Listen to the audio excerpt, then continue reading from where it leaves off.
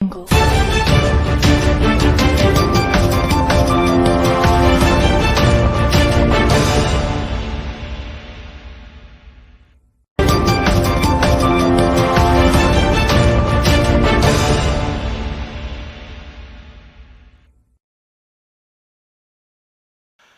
ha perdido el rumbo, ha perdido la brújula y ha cogido la rueda del timón y la ha lanzado por la borda. Esto es lo que podemos ver ahora mismo de la situación en el viejo continente.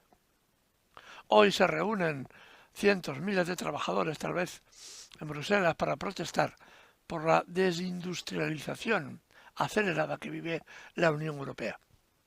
Solo en los últimos meses han sido despedidos más de 100.000 trabajadores del sector automovilístico.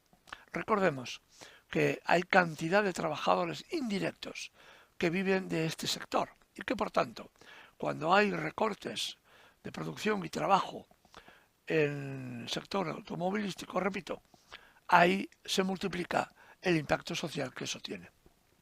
Así que los delegados sindicales hoy están protestando por lo que apunta una auténtica catástrofe política para Europa.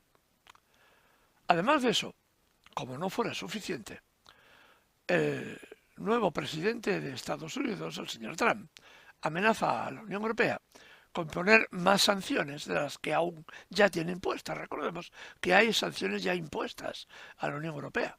Pues ahora se anuncian todavía el peligro de más sanciones. Y obliga, aparte, a la Unión Europea a comprar petróleo y gas mucho más caro de lo que se venía comprando cuando las relaciones con Rusia estaban normalizadas.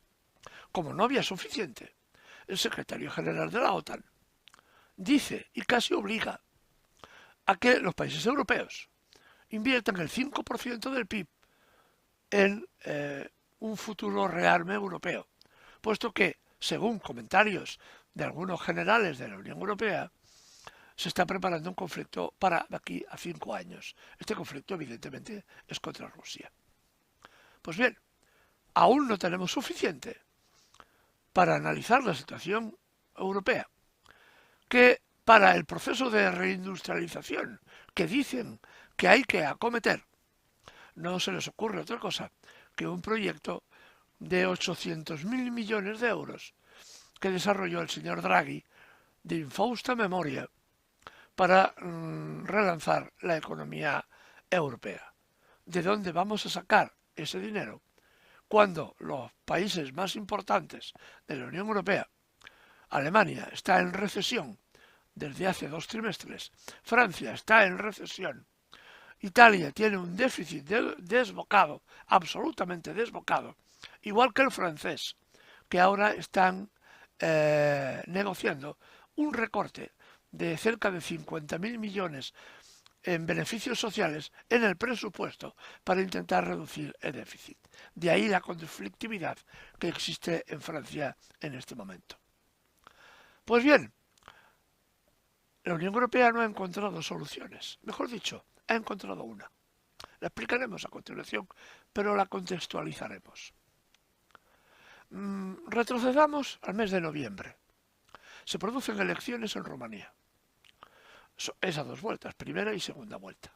El ganador de la primera vuelta es el Partido Nacional Liberal, encabezado por Călin Georgescu, un señor que tiene como norma en la campaña electoral hablar de que hay que parar la guerra en Ucrania, entre Ucrania y Rusia, mediante relaciones diplomáticas, y que hay que mejorar las relaciones económicas entre Rusia, abastecedora de materia prima, a Europa y la propia Unión Europea. Por tanto, este personaje era un apestado para la Unión Europea que no está dispuesta a transigir en este tipo de cosas. Pero desafortunadamente para la Unión Europea este señor gana las elecciones en primera vuelta y además con claridad. Nadie pudo ponerlo en duda. La oposición dijo que había ganado las oposiciones el proceso electoral porque había sido dopado económicamente por Rusia, por Vladimir Putin. El Tribunal Supremo de Rumanía cogió esta demanda, la estudió y concluyó que en absoluto que las elecciones a primera vuelta habían sido limpias y que por tanto convocaba la segunda vuelta de estas elecciones sin problemas. ¡Oh, sorpresa! ¡Oh, sorpresa! 2 horas después de haber comenzado el proceso electoral en la segunda vuelta, cuando estaban a punto de abrirse los colegios electorales en Rumanía, pero ya se habían abierto los colegios electorales en el resto de Europa para que votaran los emigrantes, el Tribunal Supremo ordena la paralización y la anulación de las elecciones porque había habido injerencia de un país extranjero en la primera vuelta. Véase, Rusia. Es decir, donde digo Diego. Esta fue la conclusión. Supongo que no tenía nada que ver, fue fruto de la casualidad, que 4 horas antes de que el Tribunal Supremo hiciera esta declaración, funcionarios estadounidenses llegaban al aeropuerto de Bucarest. Casualidad.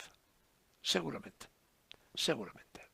Pues bien, la Unión Europea ha aprendido de este problema, de este proceso, y ha creado una instancia, se creó hace pocas horas, nos hemos enterado hace muy poquito, ha creado una instancia llamada Escudo Democrático Europeo, o EDS, un escudo supranacional fuera de control democrático y que permitiría, por ejemplo en el caso de Rumanía, suspender las elecciones si el candidato o bien el candidato no responde a los valores europeos o el gobernante elegido no respondiera a lo que ellos entienden como valores europeos, que no sabemos qué son.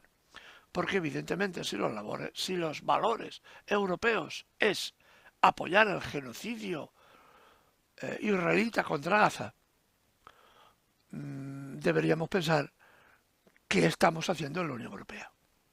Pues bien, este organismo se permite fiscalizar las elecciones en todos los países y en caso de que no respondan, repito, a los valores europeos, puede anular estas elecciones.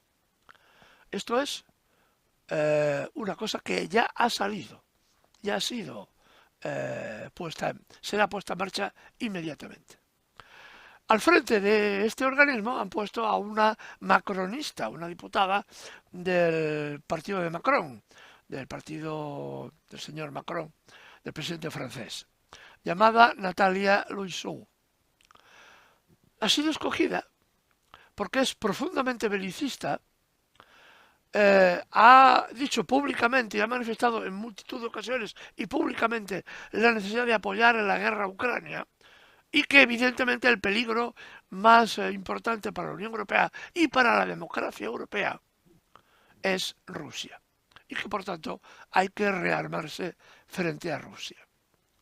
Pues bien, hoy sabemos, no ha tardado mucho en saberse, muy poquitas horas, que esta señora había sido funcionaria, había sido creada y había trabajado a las órdenes de George Soros, aquel filántropo que siempre está metido detrás de las revoluciones de colores, detrás de los golpes de Estado, siempre figura esta figura negra y terrible, este filántropo millonario, George Soros. Es más, su hijo dijo públicamente que estaba encantado de que esta señora alcanzara tal nivel de representación política y que era una de sus mejores inversiones. Esto lo decía antes de que esta señora alcanzara este puesto, ¿no? Así que sabemos de dónde viene y a quién corresponde y a quién responde, ¿no? Así que lo que podemos decir con la creación de esta institución, que la democracia en Europa vive sus horas más bajas y más oscuras. Realmente la ciudadanía europea tiene que responder de una vez frente a esta agresión, porque no es sino una agresión a los principios más elementales de la democracia. Pobre Europa si no es capaz de responder y ponerse en pie frente a los desatinos de una clase política cada día más integrada y entregada a los intereses espúreos de las grandes compañías multinacionales. Pobre Europa.